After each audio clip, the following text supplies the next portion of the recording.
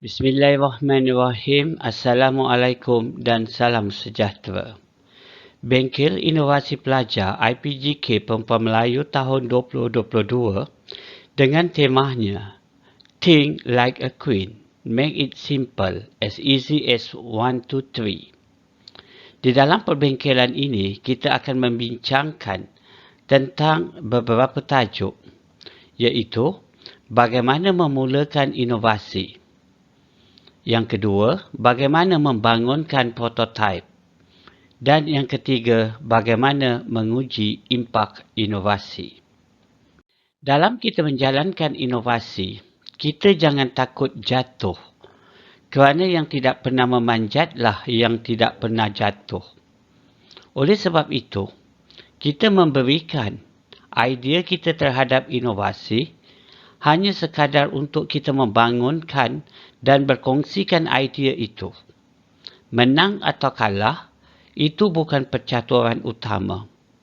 Kerana orang yang tidak pernah jatuh, kerana orang itu tidak pernah mencuba untuk memanjat. Itu yang dinyatakan oleh Hamka. Dan satu lagi, kita harus tahu bahawa apa yang kita semai pada hari ini, nescaya itulah yang akan kita tuai di masa hadapan. Bukan untuk diri kita, tetapi untuk generasi kita. Dalam kita membangunkan inovasi, kita jangan takut gagal. Kerana orang yang tidak pernah gagal hanyalah orang yang tidak pernah melangkah. Orang yang tidak pernah mencuba, sudah pasti mereka tidak akan pernah melalui kegagalan. Tetapi, kegagalan dalam kita menghasilkan satu inovasi yang dianggap hebat, biasanya bermula dengan kegagalan dalam kita mengharungi liku-liku menghasilkan idea tersebut. Oleh sebab itu, kita tidak perlu melihat kegagalan itu sebagai satu kekangan untuk kita berinovasi. Kegagalan sebenarnya memberi ruang kepada kita untuk melakukan refleksi. Dan refleksi itu memberi peluang kepada kita untuk melakukan penambahbaikan bagi mematangkan proses pemikiran kita. Nescaya, melalui kegagalan, refleksi dan juga penambahbaikan yang kita lakukan, maka kita akan menghasilkan suatu idea yang sangat hebat di masa hadapan. Jangan terlalu bercita-cita tinggi di dalam kita menghasilkan inovasi. Kerana di dalam kita membuat inovasi, kita tidak perlu memikirkan untuk mengubah suatu proses yang besar untuk mengubah dunia. Biarpun kecil inovasi yang kita hasilkan, tetapi yang paling penting, impaknya adalah besar. Oleh sebab itu, kepada pelajar-pelajar yang sangat saya hargai, kita tidak perlu takut untuk gagal. Kita tidak perlu malu untuk mencuba. Berinovasilah. Kerana melalui inovasi, maka dia akan meningkatkan keyakinan dan kematangan kita dalam aliran bagaimana kita berfikir. Dalam kita menghasilkan inovasi, kita tanya sama hati, apa yang kita suka, apa yang kita minat, dan bukan kita menghasilkan sesuatu inovasi itu untuk memenuhi keperluan dan kepuasan orang lain. Mungkin apa yang kita buat tidak disukai oleh orang lain, tetapi yang penting, kita bukan meraihkan perasaan orang lain. Bahkan, yang paling penting, di dalam kita menghasilkan inovasi ini, ialah kita meraihkan kejayaan kita untuk menghasilkan suatu idea yang mungkin pada kita kecil, tetapi sebenarnya dia mempunyai impak yang besar. Dalam kita menghasilkan inovasi, kita jangan terperangkap dalam kesamaran. Di mana, kadang-kala apabila kita bercakap tentang inovasi, terdapat tema-tema yang menyatakan berkaitan dengan inovasi IR 4.0. Biasanya, inovator-inovator sentiasa berfikir yang terperangkap dengan tema ini. Mereka melihat IR 4.0 daripada satu aspek sahaja, iaitu teknologi. Kita harus faham, di dalam kita membangunkan IR 4.0 ini, terdapat beberapa perkara, elemen-elemen yang mendatangkan kefahaman terbentuknya IR 4.0. Sama ada kita melakukan inovasi untuk membangunkan bangunan pintar, atau sistem pintar, atau produksi pintar, atau sumber manusia pintar. Bagi menghasilkan inovasi bangunan pintar, sistem pintar, produksi pintar, biasanya melibatkan kos yang sangat besar dan ini selalunya dilakukan oleh organisasi-organisasi yang tersohor seperti kilang dan sebagainya. Oleh sebab itu, kita di dalam sistem pendidikan, kita harus melihat bagaimana inovasi kita memberi impak di dalam menghasilkan sumber manusia pintar. Bagaimana kita menjadikan kemenjadian manusia itu menjadi suatu yang tidak diketahui kepada yang diketahui di dalam menghasilkan modal insan yang terbaik bagi keperluan negara melalui pendidikan. Itu adalah IR 4.0 yang termaktub sebenarnya di dalam elemen sumber manusia pintar. Pada masa yang sama, kita sentiasa memikirkan bahawa apabila kita bercakap tentang IR 4.0, kita memikirkan teknologi digital. Adakah teknologi digital adalah merupakan pengakhiran untuk kita berkarya menghasilkan idea-idea yang bernas? Sebenarnya, banyak inovasi-inovasi yang boleh dibangunkan tanpa melibatkan teknologi. Tetapi, teknologi adalah merupakan satu medium yang mungkin menjadi pemencah di dalam kita melahirkan satu idea untuk diseiringkan dengan perubahan zaman, iaitu berkaitan dengan PAK 21. Namun begitu, apabila kita melihat PAK 21, ianya tidak semestinya dilengkapkan dengan teknologi digital semata-mata. Bahkan, PAK 21 harus disintesiskan di dalam satu konteks yang lebih besar di mana kita menterjemahkan idea di dalam membangunkan sumber manusia pintar dengan kelebihan yang boleh diperolehi daripada persekitaran yang boleh dibangunkan sebagai inovasi yang hebat. Di dalam kita menghasilkan inovasi, biasa yang saya lakukan seperti mana kita membuat kitaran kajian tindakan. Kita mengenal pasti isu yang boleh diinovasikan. Kita melihat berasaskan kepada refleksi pengalaman kita atau refleksi kelemahan daripada amalan kita. Atau kita bangunkan berasaskan kepada refleksi kekuatan kita. Sama ada dalam bentuk strategi, alat bantu mengajar, penyampaian dan sebagainya. Setelah kita mengenal pasti isu yang boleh diinovasikan, maka kita pergi kepada step yang kedua, iaitu kita mensintesis isu yang muncul. Apabila kita mensintesiskan isu yang muncul, yang paling penting, kita lakukan mapping terlebih dahulu untuk melihat keseluruhan idea itu bagaimana kita hendak bangunkan berasaskan daripada refleksi yang telah kita buat.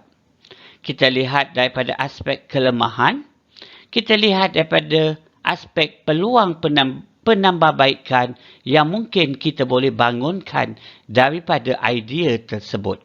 Seterusnya, pada langkah yang ketiga, biasanya saya akan lakukan draft lakaran idea baharu. Di dalam draft ini, saya masukkan elemen-elemen inovasi yang boleh saya bangunkan. Sama ada kita nak melihat daripada bagaimana kita memperbaiki aspek yang longgar atau kita tingkatkan aspek yang kukuh dan kita ubah suai bentuk yang hendak kita bangunkan itu supaya dia bersifat lebih fleksibel. Daripada situ, saya akan membangunkan prototype. Saya bina prototype berdasarkan lakaran yang telah saya buat. Saya cuba bangunkan idea baharu berasaskan kepada kreativiti yang saya ada. Saya ubah suai mengikut kreativiti. Saya menyemak bahan yang digunakan. Saya hasilkan satu bentuk yang lengkap untuk digunakan di dalam proses uji cuba. Setelah saya membinakan prototype ini, maka langkah seterusnya yang lebih penting ialah kita menguji prototype tersebut. Saya akan menguji di lapangan prototype yang telah disiapkan. Saya lihat kesan penggunaannya. Saya membuat refleksi aspek kelemahan untuk ditambah baik idea yang telah saya bangunkan. Dan pada masa yang sama, saya juga melihat kekuatan yang boleh ditunjulkan. Berasaskan daripada konsep yang saya bangunkan ini, maka ianya akan telah menyiapkan satu idea inovasi sama ada dalam bentuk produk ataupun proses. Dan apa yang telah siap atau ditambah baik akan menentukan kualiti yang lebih mantap yang akan saya perolehi. Jadi kitaran ini sebenarnya, tuan-tuan dan puan-puan, memberi peluang kepada saya untuk melihat sesuatu itu daripada aspek yang lebih holistik bagi memastikan bahawa kualiti pendidikan, kualiti penyampaian, kualiti kefahaman, kualiti proses pengajaran dan pembelajaran dapat dilaksanakan dengan cara yang mudah dan berkesan ke arah kemenjadian, sama ada kemenjadian murid atau kemenjadian guru bagi mencapai matlamat yang telah digariskan di dalam sistem pendidikan kita. Seterusnya, bagaimana saya membuat suatu inovasi berdasarkan pengalaman saya? Biasanya saya akan menganalisis berdasarkan pengalaman. Ketika saya mengajar matematik di sekolah, saya menghadapi masalah apabila segelintir pelajar tidak membawa alatan geometri. Isunya, pelajar tidak membawa alatan geometri. Apa kesannya? Ini menyebabkan PDP agak terjejas kerana proses pembelajaran tidak boleh berlaku bagi tajuk pembinaan yang melibatkan penggunaan alatan tersebut. Dan biasanya saya menerima alasan daripada murid-murid saya adalah mereka tidak mempunyai alatan. Kenapa? Sebab harganya yang mahal. Sebab set yang tidak lengkap atau terlupa bawa. Semua kemungkinan-kemungkinan ini adalah merupakan penyebab yang mungkin disebabkan oleh sosioekonomi keluarga yang agak rendah. Oleh sebab itu saya cuba kaitkan sebahagian daripada pelajar ini adalah dalam kalangan keluarga B40. Jadi berasaskan daripada refleksi aspek amalan yang saya telah lakukan berdasarkan pengalaman dan kerja buat saya, maka saya cuba cerakinkan kepelbagaian isu ini supaya saya dapat melihat isu yang hendak saya bangunkan dan tambah baik melalui idea inovasi ini secara lebih holistik. Tidak bawa alatan, PDP terjejas. Dan pada masa yang sama, kita akan dapati bahawa alasan-alasan yang diberikan seperti tiada alatan, harga mahal, set tidak lengkap, lupa bawa, itu harus kita tangani supaya ianya menjadi ilham kepada kita di dalam menghasilkan inovasi. Dan yang paling penting, target group di dalam kita menghasilkan inovasi itu akan memberi elemen penambah yang lebih baik di dalam kita menghasilkan prototipe itu, dan saya cuba kaitkan dengan kedudukan sosioekonomi dalam kalangan keluarga B40. Jadi elemen-elemen ini memberi idea kepada saya untuk menambah baik sistem, menambah baik alatan, menambah baik cara penyampaian, menambah baik cara pengendalian kelas supaya setiap pelajar saya dapat belajar secara lebih adil dan saksama, dan yang paling penting, objektif pembelajaran dapat dicapai dengan lebih berkesan dan bermakna. Ini adalah merupakan proses pertama yang sentiasa saya lakukan di dalam saya menghasilkan sesuatu inovasi. Jadi, untuk memulakan inovasi ini, anda perlu ada idea. Untuk memulakan inovasi ini, anda perlu menganalisis pengalaman anda sama ada sebelum, semasa, selepas, supaya idea-idea ini dapat dicerminkan menjadi satu idea yang lebih bernilai. Setelah saya melakukan perkara tersebut, saya sentiasa menggunakan beberapa pendekatan lain. Salah satu pendekatan yang saya gunakan adalah 5W 1H, yang mana saya melihat tentang what, saya melihat tentang why, saya melihat tentang who, saya melihat tentang when dan where. Dan akhirnya saya akan menjawab tentang how bagi saya menghasilkan idea inovasi saya bagi menangani masalah yang telah diterbitkan daripada 5W yang telah saya kenal pasti. Sebagai contoh, masalah dalam penyediaan bahan PDP adalah what? Why, mengapa? Tiada alatan, harga mahal, set tidak lengkap ataupun lupa bawa. Dan saya kaitkan dengan kumpulan B40. Siapa? Pelajar. Bila? Masa PDP matematik. Di mana? Kelas matematik. How? Bagaimana saya nak menangani? Saya mencari alternatif baharu. Apa isunya? Pelajar tidak membawa peralatan geometri.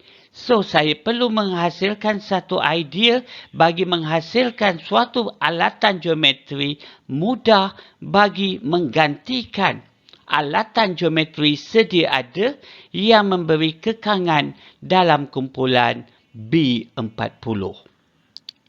Ini adalah alatan geometri dan saya telah mengubah alatan tersebut dengan menggunakan satu draft. Prototipe ini boleh digunakan dalam konsep pembinaan sudut, tetapi konsep pembahagian dua serenjang, pembinaan bentuk dan asas dalam pembinaan geometri tidak boleh dilakukan. Oleh sebab itu, satu idea baharu perlu dibangunkan. Jadi dalam kami membangunkan berasaskan daripada refleksi yang kami buat, kami menghasilkan prototipe yang pertama, iaitu kami menghasilkan jangka sudut yang bertindan dengan pembaris. Dan apa yang kami perolehi, prototipe satu ini telah memberi kesan di mana bacaan sukar dibuat. Hal ini dapat diperhatikan daripada jangka sudut yang terlalu kecil dan bertindan dengan pembaris. Seterusnya, berasaskan daripada idea ini, kami membuat penambahbaikan untuk menghasilkan prototipe yang kedua. Prototipe yang kedua ini, jangka sudut ini kami letakkan di bahagian luar daripada pembaris. Dengan ini, kami dapati bahawa ianya lebih baik di mana bacaan boleh dibuat disebabkan ianya tidak bertindan dengan pembaris, tetapi masalahnya kami dapati bahawa kedudukannya ataupun saiznya yang kecil itu menyukarkan bacaan untuk dibuat. Bagi menghasilkan prototipe yang ketiga, akhirnya kami mengubah suai dengan membesarkan kedudukan ataupun saiz bagi jangka sudut itu, dan jangka sudut ini adalah fleksibel yang boleh digerakkan 360 darjah di mana kami menggunakan perekat logam. Jadi berasaskan daripada penghasilan idea-idea daripada prototipe 1 kepada prototipe 2 kepada prototipe 3, maka kami telah dapat membangunkan satu prototipe akhir yang lebih mantap. Inilah yang dikatakan sebagai think like a queen. Kita berfikir untuk kesempurnaan yang lebih baik. Berasaskan daripada situ, kami telah melakukan uji cuba. Kami melihat apakah aplikasi inovasi yang kami lakukan ini memberi kesan yang baik. Maka kami membuat ujian masa. Dengan tajuk bagi garis serenjang, sudut 30 darjah, membina bentuk, sudut 120 darjah, garis selari, serenjang titik luar, kami dapati bahawa penggunaan alat geometri mengambil masa yang lebih banyak jika dibandingkan dengan peralatan inovasi kami yang kami kenali sebagai construction. Penjimatan masa ini berlaku disebabkan bahawa peralatan construction ini adalah 3 dalam 1, sedangkan alatan geometri adalah terpisah-pisah dan mengambil masa ketika untuk memasangkannya. Berasaskan daripada uji cuba ini, kami dapati bahawa ketepatan di dalam penggunaan construction adalah selari dengan sekiranya kita menggunakan alatan geometri, dan ini kami dapat buktikan berasaskan daripada analisis dokumen kerja buat pelajar-pelajar di dalam penyelesaian masalah semasa uji cuba dilaksanakan. Seterusnya, kami melihat daripada aspek kebolehgunaan idea inovasi. Ini adalah perkara yang sangat penting sebab kebolehgunaan ini memberikan markah bagi memastikan bahawa inovasi kita dapat dinobatkan apabila fungsinya dilihat akan daripada aspek yang lebih mantap.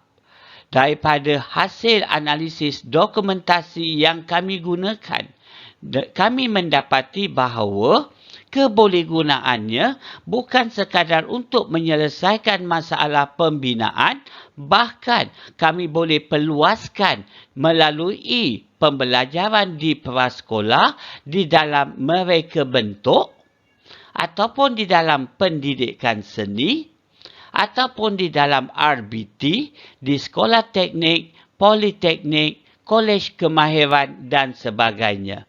Penggunaan alatan ini dilihat sebagai alternatif yang terbaik bagi kami menggantikan alatan geometri yang agak mahal untuk menangani masalah yang ditimbulkan daripada perbincangan awal yang telah dibuat. Kebolehgunaan ini adalah merupakan idea dengan menggunakan satu alat, bagaimana ianya boleh dipindahkan kepada kebolehan-kebolehan ataupun kemahiran-kemahiran lain yang boleh diperluaskan. Bagi perkongsian yang kedua, saya ingin membincangkan satu inovasi yang dihasilkan juga oleh kumpulan saya, yang diketuai oleh Puan Suzila dan dibantu oleh saya dan juga guru prasekolah Puan Azimah yang kami namakan dia sebagai Trace Me. Inovasi ini fokusnya adalah untuk kanak-kanak prasekolah. Jadi, inovasi ini walaupun kami dapati ianya dibuat dalam aspek yang sangat kecil, menangani isu pelajar tidak dapat menulis nama, tetapi impaknya adalah sangat besar di dalam sistem pendidikan kanak-kanak prasekolah. Jadi bagaimana inovasi ini dicetuskan? Jadi dalam menghasilkan inovasi ini, fokus yang kami berikan supaya murid dapat menulis nama sendiri, dapat mengenal asas abjad, dapat mengeja suku kata dan asas membaca. Kami dapat menggerakkan motor halus dan motor kasar murid prasekolah, meningkatkan minat dan motivasi mereka untuk belajar apabila mereka boleh menulis dengan baik, dan pada masa yang sama mengurangkan beban tugas guru menulis nama murid-murid tersebut. Jadi inovasi ini adalah sangat ringkas tetapi impaknya sangat besar. Oleh sebab itu, di dalam kita menghasilkan inovasi, kita mesti mempunyai objektif dan objektif ini merujuk kepada isu yang telah kita bangunkan. Seperti yang tertera, kami menyatakan bahawa setiap objektif yang kami tulis untuk membangunkan inovasi TRACE-Me ini berasaskan kepada menghasilkan kemenjadian murid supaya mereka dapat bersaing dengan secara adil dan belajar secara saksama. Oleh sebab itu, objektif inovasi ini harus merangkumi kepentingan-kepentingan mengapa ianya dicipta. Oleh sebab itu juga, kepada semua bakal-bakal inovator, kamu boleh melihat isu-isu yang berada di keliling kamu untuk dibangunkan bagi menghasilkan satu inovasi apabila kamu telah dapat menetapkan objektif yang hendak kamu sampaikan. Jadi kita juga harus tahu di dalam kita menghasilkan inovasi, kita mesti ada kumpulan sasaran. Kumpulan sasaran ini boleh dibahagikan kepada dua. Kita jangan terlampau meletakkan harapan yang terlalu besar di mana kumpulan sasaran kita ini adalah secara meluas. Kita bahagikan kumpulan sasaran ini kepada dua kumpulan. Kumpulan yang pertama adalah kanak-kanak prasekolah IPG KPM. Itu yang kami tetapkan, kumpulan sasaran kami untuk menyelesaikan masalah kanak-kanak prasekolah di dalam kumpulan yang kecil. Manakala kumpulan sasaran yang seterusnya kita letakkan di dalam aspek penyebar luasan. Daripada situ kita dapat mengangkat inovasi yang dibangunkan oleh kita ini ke arah yang lebih baik di mana idea ini dapat disebarluaskan kepada kumpulan-kumpulan yang lain. Oleh sebab fokus utama kami ialah kumpulan prasekolah di IPG KPM, maka penyebarluasan boleh dilakukan di prasekolah kemas ataupun prasekolah swasta, ataupun kita boleh katakan bahawa penyebarluasan boleh dilakukan terhadap murid tahap 1 bagi kategori pemulihan. Dan pada masa yang sama juga, kita boleh katakan bahawa ianya boleh disebarluaskan kepada murid pendidikan khas. Oleh sebab itu, dengan adanya satu gambaran yang hebat ini, maka kumpulan sasaran kita itu akan melonjakkan inovasi kita kepada value ataupun nilai yang lebih tinggi. Kenapa ianya wajar dilaksanakan? Dengan cara itu, kita dapat mengangkat inovasi ini sebagai satu inovasi yang amat penting yang perlu dilaksanakan pada ketika ini kerana inovasi kita ini adalah idea yang dapat menyelesaikan banyak masalah bagi kumpulan sasaran yang telah kita tetapkan. Oleh sebab itu, apa yang kami buat? Sebenarnya kami menggunakan idea yang ringkas. Idea ini adalah merupakan perkara yang telah sedia ada. Mereka hanya menggunakan kaedah pendekatan yang kita katakan seperti connecting the dot. Ataupun kita katakan follow the dot line. Oleh sebab itu, kami menggunakan plastik transparansi yang telah kami tulis nama mereka dan setiap abjad yang ada di situ kami lubangkan dengan menggunakan alat pemanas. Oleh sebab itu, di dalam peringkat 1, kami sediakan nama ringkas ini supaya mereka boleh melakukan latih tubi mengikut nama mereka bagi memastikan bahawa kemahiran menulis itu dapat dibangunkan melalui pendekatan peniruan. Dengan cara itu, latih tubi yang dilakukan secara berulang kali akan meninggalkan suatu ingatan bagi jangka masa panjang. Itu adalah peringkat yang pertama. Selepas kami melakukan peringkat yang pertama, kami lakukan peringkat yang kedua di mana nama penuh mereka kami gunakan. Setelah mereka menguasai kemahiran menulis nama pendek, kami meletakkan kemahiran menulis nama panjang. Proses yang sama ini memberikan peluang kepada mereka untuk mengasah kebolehan menulis nama mereka daripada satu peringkat ke satu peringkat dan akhirnya kami mengharapkan mereka boleh menulis nama mereka sendiri tanpa menggunakan alatan ini. Ini boleh dilakukan kerana semasa mereka menulis, semasa mereka mengikut bentuk-bentuk itu, mereka telah mengenal abjad.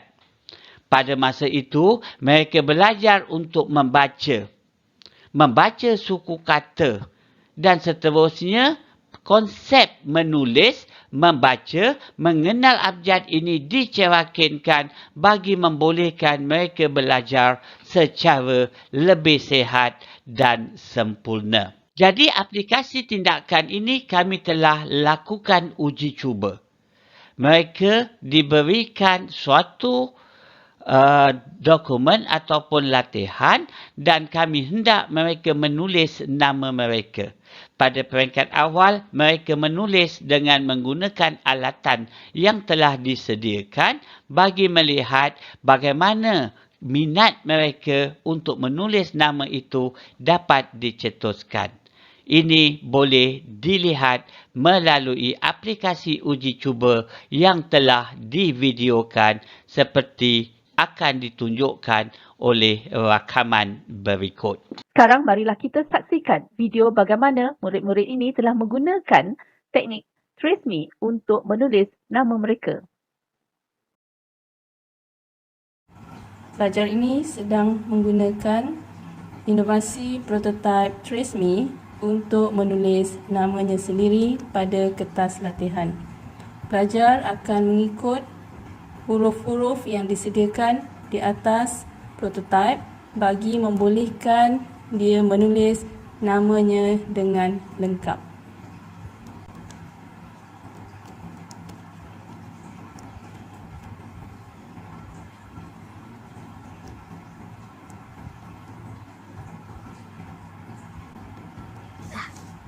Jadi, berasaskan daripada aplikasi uji cuba ini, kami dapat melihat perbezaan yang sangat ketara.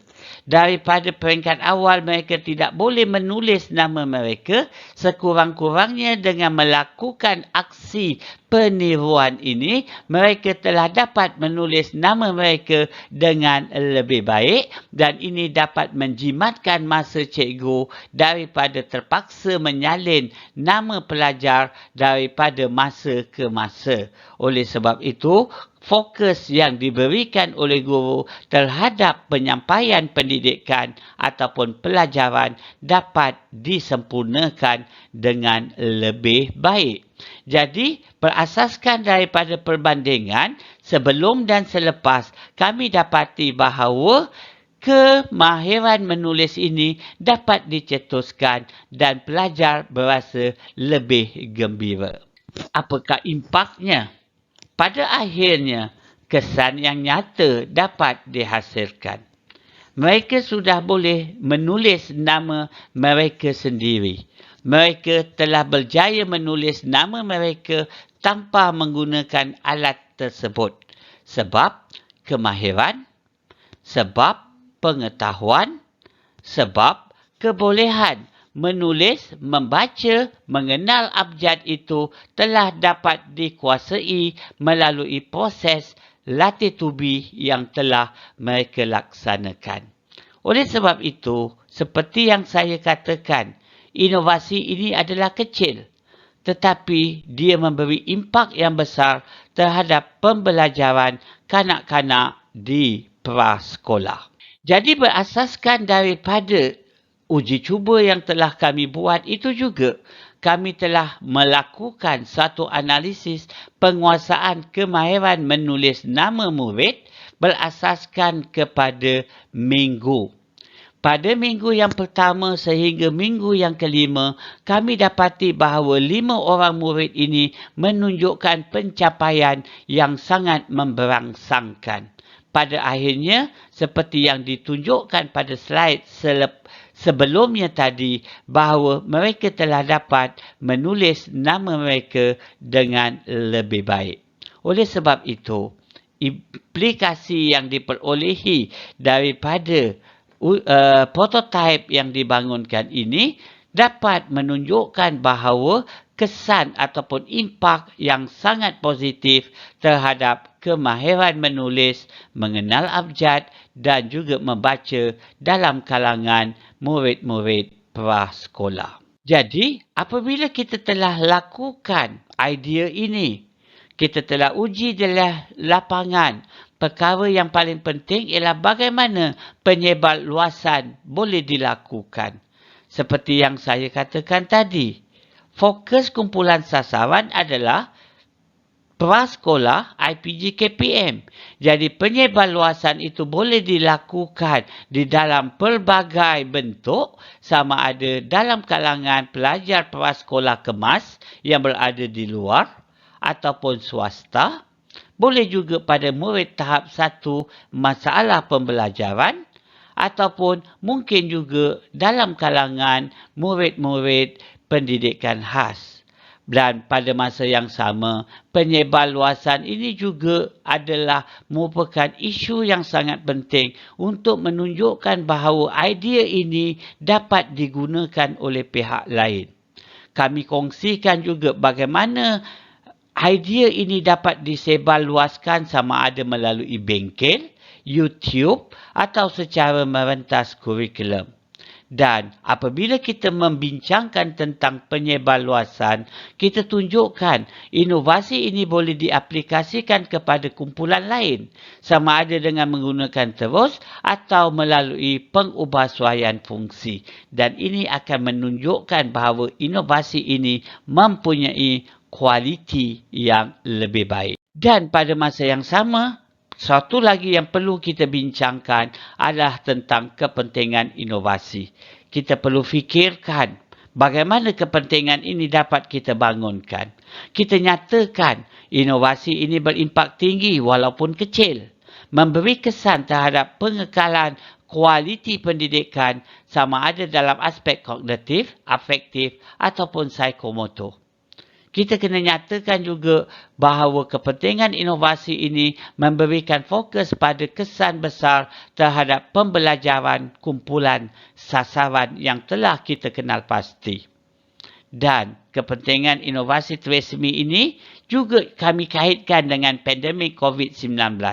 Sebab pelajar-pelajar ataupun murid-murid ini tidak datang ke sekolah dan mereka boleh melaksanakan pembelajaran di rumah tanpa bimbingan guru kerana mereka melakukan aksi peniruan bagi mengikat ataupun membangunkan pengekalan ingatan bagi jangka masa yang panjang. Pada masa yang sama, kita cuba kaitkan dengan kedudukan masyarakat pelbagai kaum, status ekonomi, supaya pendidikan yang lebih adil dapat kita bangunkan. Oleh sebab itu, tuan-tuan dan puan-puan, pelajar-pelajar yang saya kasihi, kita cuba perlu berfikir, dan penghasilan inovasi ini sebenarnya seperti yang saya katakan, dia memberi kepada kita suatu pengetahuan, kematangan kita berfikir, berhujah untuk menunjukkan bahawa inovasi yang kita hasilkan ini benar-benar mantap. Jadi, satu lagi perkara yang penting. Antara perkara yang boleh kita bincangkan ialah kos inovasi. Bagaimana kos ini boleh mempengaruhi penjurian. Jadi kita tidak perlulah meletakkan bahawa harga yang sangat rendah dan sebagainya, kerana sesuatu inovasi itu bergantung kepada bahan yang digunakan. Tidak ada inovasi yang dibangunkan tanpa melibatkan kos. Kos bukan sahaja kita melihat daripada aspek kos keuangan, tetapi kita kena juga lihat daripada kos kepakaran, kos masa dan sebagainya. Jadi di dalam idea TraceMe ini, kami membincangkan daripada aspek penggunaan plastik laminate, abjad ditebuk, pelekat logam, imej dicetak dan sebagainya. Dan apa yang kami boleh katakan bahawa idea kami ini dengan jumlah RM2 boleh menghasilkan 5 set alatan. Jadi purata kos bagi satu alat cuma 40 sen. Oleh sebab itu, dengan kos yang sangat rendah ini, ianya dapat memberi peluang dengan menghasilkan idea bagi membantu golongan B40 bagi mereka belajar dengan konsep mampu milik. Oleh sebab itu kami cuba bangunkan. Dan satu lagi yang paling penting ialah alatan ini masih tiada di pasaran. Ianya perlu ditempah, tetapi kita tidak perlu membuatnya ataupun menempah di kedai, kerana peralatan ini boleh dibuat dengan sendiri. Selepas kita membincangkan tentang kos inovasi, kita kena melihat bergantung kepada tujuan. Oleh sebab itu, kita kena kaitkan kos inovasi ini dengan nilai komersial inovasi. Jadi di dalam kita melihat nilai kos komersial inovasi ini, kita boleh mempertimbangkan kos yang telah kita gunakan. Antara nilai-nilai komersial yang perlu kita kaitkan ialah untuk memberi pendidikan yang adil kepada semua murid. Mengaplikasikan teknik cuba jaya, saya cuba lihat daripada aspek strategi pembelajaran. Pada masa yang sama, untuk meningkatkan kemahiran kreatif guru, saya meningkatkan daripada aspek profesionalism guru di dalam membangunkan idea. Kemudian, daripada nilai komersial juga, kami cuba melihat bagaimana penyebarluasan itu boleh dilakukan di pendidikan khas, pendidikan di rumah tanpa bantuan ibu bapa ataupun guru-guru, dan juga bagi kelas pemulihan tahap 1 dan sebagainya. Dan pada masa yang sama, kita boleh mengatakan bahawa inovasi ini mempunyai nilai komersial kerana dia menambah koleksi alat bantu belajar dalam mengenal nombor dan huruf. Dan mungkin juga kita boleh katakan bahawa bukan sekadar nama, tetapi TraceMe ini juga boleh digunakan di dalam menulis nama-nama pokok, nama-nama bunga, haiwan, buah-buahan dan sebagainya. Itu bergantung kepada kreativiti guru bagaimana hendak menjelmakan proses pembelajaran dalam kalangan anak didik mereka. Jadi, apabila kita bercakap tentang nilai komersial ini, kita kena melihat bagaimana kita boleh menyebarluaskannya, mengekalkannya supaya idea yang telah kita hasilkan ini juga kita boleh pertahankan supaya ianya boleh diguna pakai dan disebarluaskan kepada masyarakat. Antara yang boleh kita lakukan adalah kajian ilmiah yang kita jalankan, diterbitkan di jurnal ataupun proceeding bagi melindungi idea inovator. sekiranya kita mempunyai lebihan wang, kita boleh hantar ke MyIPO bagi tujuan untuk mendapatkan hak cipta permohonan kita itu menyatakan bahawa idea ini datang daripada kumpulan kita. Dan satu lagi, perkongsian melalui penerbitan, bahan inovasi boleh dilakukan melalui YouTube, TikTok dan sebagainya, di mana ini adalah merupakan nilai komersial yang boleh kita sebarluaskan dalam kalangan masyarakat pendidik dan ibu bapa bagi menangani masalah anak-anak yang tidak boleh menulis. Dan satu lagi perkara penting, kemungkinan apabila kita menghasilkan suatu inovasi, ianya perlu dinilai. Bagi inovasi TraceMe ini, kami meletakkan panel 1 dan panel 2 untuk mencuba, melihat, menganalisis dan akhirnya menilai tentang inovasi yang kami hasilkan. Jadi ini adalah merupakan satu perkara yang paling penting bagi menunjukkan bahawa inovasi ini bukan dibuat secara main-main, tetapi dibuat dengan secara lebih tersusun dan kebolehan dan kualitinya itu dinilai oleh pakar-pakar yang terdapat di dalam bidang masing-masing. Antara inovasi lain yang pernah saya bangunkan, saya menggunakan idea bagaimana saya hendak membangunkan pembelajaran tentang bahan-bahan yang ada di persekitaran. Material world yang digunakan di dalam pembelajaran sains. Bagaimana kita mengetahui tentang sifat-sifat cotton, kapas, sifat-sifat PVC, sifat-sifat logam dan sebagainya. Jadi dengan menggunakan idea My Fancy Shoes, saya menggunakan aktiviti hands-on di mana guru-guru pelatih membuat kasut dan menjual kasut tersebut. Daripada situ mereka akan menceritakan kelebihan kasut-kasut yang dibangunkan ini bagi menguasai tentang ciri-ciri bahan yang digunakan seperti plastik yang tidak menyerap air, kapas yang menyerap air dan sebagainya. Oleh sebab itu, idea ini adalah satu idea yang saya katakan sebagai inovasi proses di dalam proses penyampaian pengajaran saya di dalam kelas. Jadi apabila kita membuat inovasi, tidak semestinya kita membuat suatu idea yang besar, tetapi mengubah suai cara kita mengajar juga sebagai satu inovasi yang dikenali sebagai inovasi proses. Pada masa yang sama, kita boleh lihat bagaimana idea yang saya bangunkan, yang saya cedok, yang saya petik daripada TikTok seperti yang ditunjukkan ini untuk kita melihat.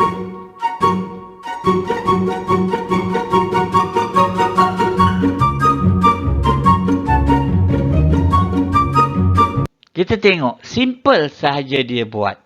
Tetapi apabila kita mengatakan bahawa benda itu dah ada, kita jangan silap.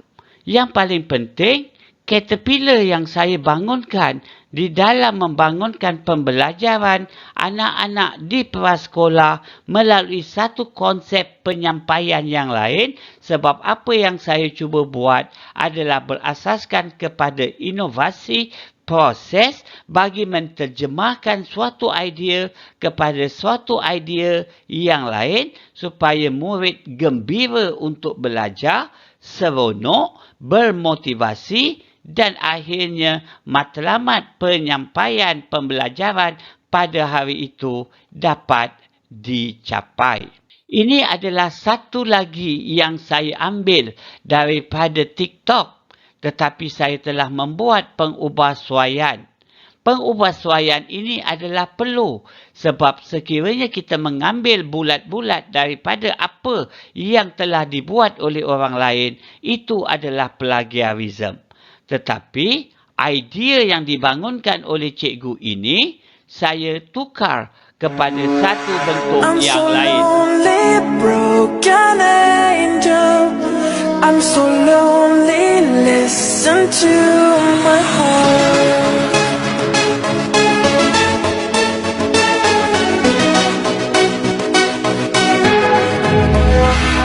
من دوست دارم به چشم من گریه نده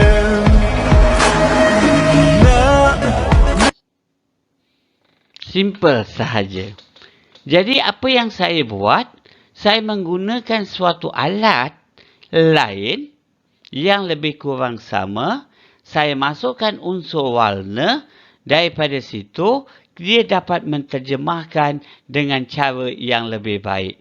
Sebab bagi suatu inovasi, bukan bermaksud kita menghasilkan tentang sesuatu yang baharu, tetapi kita membuat pengubahsuaian daripada idea yang telah sedia ada. Itulah yang saya gunakan di dalam menghasilkan inovasi Unit Conversion Tools. Pada masa yang sama, kita boleh lihat juga bagaimana inovasi jom mengira ini digunakan. You can count on me like 1, 2, 3, I'll be there.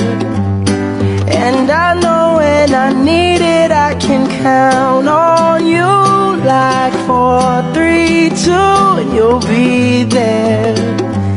'Cause that's what friends are supposed to do, oh yeah. Ooh, ooh. Jadi simple. Cuma nak mengajar anak-anak mengira. Jadi fokus kumpulan sasaran kita adalah murid prasekolah atau tahap 1. Jadi dengan cara ini, kita boleh ubah suai supaya ianya menjadi inovasi kita yang lebih baik dengan melakukan pengubahsuaian berasaskan kepada idea sedia ada. Cuba kita lihat bagaimana idea yang saya kutip daripada TikTok ini boleh dijadikan inovasi. 6 and Creative. Di mana melalui inovasi ini kita dapati bahawa pemikiran kanak-kanak dapat dibangunkan untuk diterjemahkan kreativiti yang lebih berkesan. I was into you, but I'm over it now. And I was trying to be nice, but nothing's getting through. So let me spell it out. A, B, C, D, E, F. You and your mom and your sister and your job and your broke ass car and that shit you call art. Fuck you and your friends that I'll never see again. Everybody but your dog, you can all fuck off. Na na na na na na na na. A, B, C, D, E, F. You said you just needed space and so I gave it. Jadi, ini juga boleh digunakan sebagai idea inovasi kita untuk mengajar di prasekolah ataupun pendidikan khas dan sebagainya. Bagaimana pula dengan idea ini? Melukis dengan 2. Juga perkara yang sama yang saya buat, yang saya pungut daripada TikTok. Kita saksikan.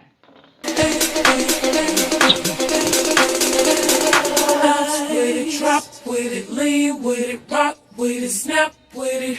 All my ladies, pop your backs with it. With it, drop with it, lean with it, rock with it, snap with it. All my ladies, pop your backs with it. With it, drop with it, lean with it, rock with it, snap with it. All my ladies, pop your backs with it. With it, drop with it, lean. Jadi juga idea daripada huruf yang kita tukarkan kepada bagaimana kita nak mengajar kreativiti dalam kalangan murid-murid tahap 1 ataupun prasekolah. Jadi ada banyak idea yang boleh dibangunkan.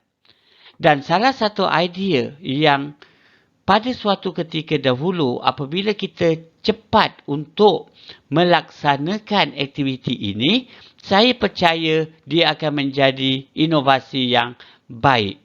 Tetapi augmented reality ini sekarang telah menjadi perkara biasa.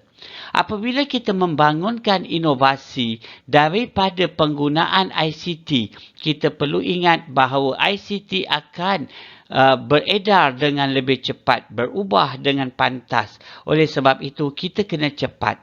Salah satu ialah aktiviti yang dijalankan oleh cikgu ini, saya dapati sebagai satu idea yang sangat baik pada suatu ketika dahulu.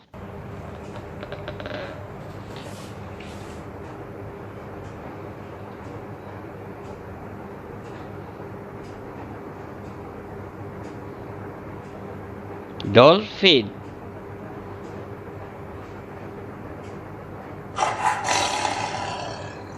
Tiger.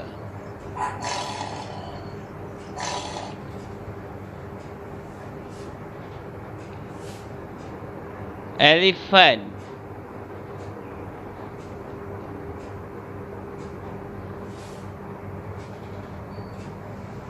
Beetle.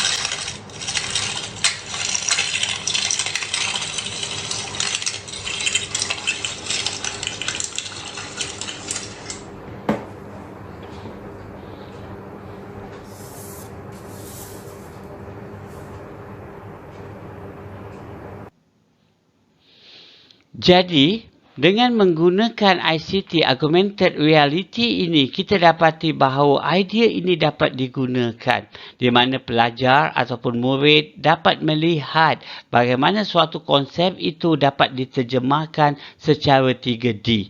Jadi, kelebihan ICT boleh dibangunkan dengan menggunakan pendekatan ini. Okey, dan pada masa yang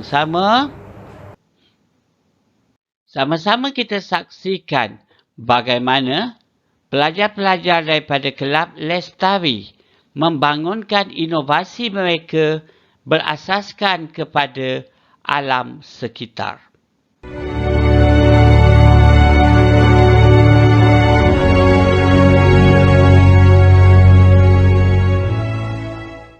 Assalamualaikum warahmatullahi wabarakatuh dan salam sejahtera. Selamat datang ke SK Interclass 2021 bersama saya, Elisa Syahzi Aryani binti Zabahniah dan rakan pasukan saya, Nur Afiqah binti Khairul Anwar dan Balkis binti Muhammad Zaini yang akan mempersembahkan inovasi collage in STEM. Kami daripada unit PAKK Jun 2018 dan 2019 dan juga sebagai ahli kelab alam sekitar IPG Kampus Perempuan Melayu Melaka di bawah bimbingan Puan Suzilah binti Mat Tahir dan Dr. Syahrir Afandi bin Daud. Pertama sekali, isu dalam membangunkan inovasi ini tercetus apabila persoalan mengenai bagaimana cara untuk berinteraksi dengan alam secara kreatif melalui 4K1N, idea baharu, motivasi dan minat, keusahawanan, pembelajaran aktif dan pengajaran interdisiplin telah membentuk pemikiran kreatif dan kritis ahli kelab dalam membangunkan bahan sumber pembelajaran daripada alam semula jadi. Kitaran menghasilkan collage in STEM bermula daripada pernyataan masalah di mana kami berfikir bagaimana kami boleh libatkan alam semula jadi dalam membangunkan aktiviti kelab alam sekitar. Aktiviti yang hendak dijalankan untuk kelab alam sekitar ini mestilah kreatif di mana kita dapat libatkan sumber alam dengan penyertaan ahli yang aktif tanpa melibatkan sebarang kos. Seterusnya, dapat menerapkan proses pemindahan pembelajaran bagi meningkatkan minat dan motivasi ahli. Seterusnya, kitaran pelaksanaan idea, iaitu kitaran proses membuat collage. Proses yang pertama ialah lakaran draft prototype, kombinasi idea kumpulan, melakar idea kumpulan, pengumpulan bahan tumbuhan, membangunkan kreativiti, menampal dan melekat, mengeringkan hasil dan proses yang terakhir, pembentangan hasil. Berikut merupakan hasil-hasil pelaksanaan aktiviti kreatif. Contoh yang pertama, kolaj burung merak. Contoh yang kedua, kolaj ikan. Contoh yang ketiga, kolaj monyet. Dan contoh yang terakhir, kolaj ayam. Kesan pelaksanaan aktiviti kreatif ini menunjukkan kepuasan tahap maksimum oleh peserta terhadap pelaksanaan aktiviti berdasarkan kriteria-kriteria yang dinyatakan. Seterusnya, apa yang kami perolehi daripada refleksi peserta setelah melaksanakan aktiviti ini ialah satu idea dalam membangunkan pemikiran kreatif dan kritis sebagai bakal guru yang mampu mengolah bahan sumber persekitaran secara bermakna. Guru perlu kreatif dan inovatif dalam menjelmakan proses pembelajaran yang menarik dan dapat melibatkan penyertaan aktif murid. Semuanya dari hati yang ikhlas untuk mendidik dan memindahkan ilmu tanpa batasan. Kesan penjelmaan idea kreatif daripada produk T2C ialah konsep 3R, pemikiran kreatif, idea baharu, pencetusan minat, peningkatan motivasi, kemahiran berfikir, penyelesaian masalah dan akhir sekali aktiviti keusahawanan. Untuk penyebarluasan dan pengkomersilan produk pula adalah melalui penerbitan modul kompilasi idea kreatif yang telah melalui pelbagai strategi dan kaedah yang diberi nama T2C iaitu Trash to Cash. Berikut merupakan tayangan video yang memaparkan hasil aktiviti collage instan yang telah dihasilkan oleh ahli kelab alam sekitar. Terdapat pelbagai rupa dan bentuk haiwan yang kreatif seperti ikan, ayam, monyet, landak dan burung merak. Penghasilan produk ini hanya menggunakan sumber alam, antaranya daun kering, ranting kayu dan batu. Penghasilan produk ini hanya memerlukan idea yang kreatif, masa iaitu perancangan yang baik dan sokongan kerana semuanya adalah zero cost. Hal ini demikian kerana produk yang dibangunkan ini adalah 100% daripada bahan terbuang dan sumber alam. Produk ini dapat membentuk nilai keusahawanan dalam diri ahli kelab alam sekitar di mana kita boleh menjana pendapatan dalam memasarkan produk yang dihasilkan melalui komunikasi yang baik. Sekian sahaja pembentangan inovasi collage instan dari kami. Hargailah alam sekitar sementara ada.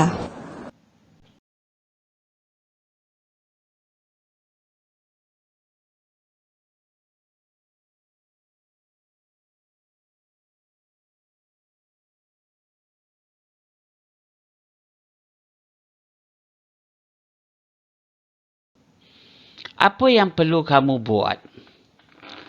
Jadi, untuk kita membangunkan suatu inovasi, kamu perlu bergerak secara dalam kumpulan, cari pensyarah yang boleh membimbing kamu. Idea anda. Hasilkan idea anda. Lakukan aktiviti secara dalam kumpulan. Dengan itu, rancang idea inovasi dalam kumpulan masing-masing. Tentukan isu kumpulan, bangunkan idea, bina prototipe inovasi, uji cuba prototipe, buat refleksi untuk penambahbaikan berterusan, sediakan pelaporan dan video untuk pertandingan. Pastikan anda bersama kami di dalam pertandingan di masa akan datang InBest 2022 bagi kategori pelajar. Okey. Dan pada masa yang sama, apa yang boleh saya katakan?